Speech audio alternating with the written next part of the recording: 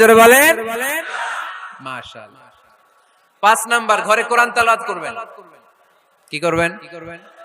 করেন, আপনারা করেন? হ্যাঁ, ঘরে কোরআন তেলাওয়াত করেন প্রতিদিন।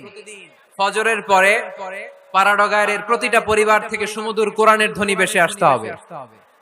কথা কয় না? তো ঠিক বলেন না কেন আওয়াজ করে? প্রতিটা ঘরেই যেন কোরআনের সুমধুর বাণী উচ্চারিত হয়। এলাকার মসজিদের মক্তবগুলোতে হুজুর কোরআন পড়ায়, আছে এটা না? আমরা ছোটবেলা কিন্তু যাইতাম, আমি যাইতাম শাহী জামি মসজিদে, ওইখানে যে আমি কোরআন শিখছি।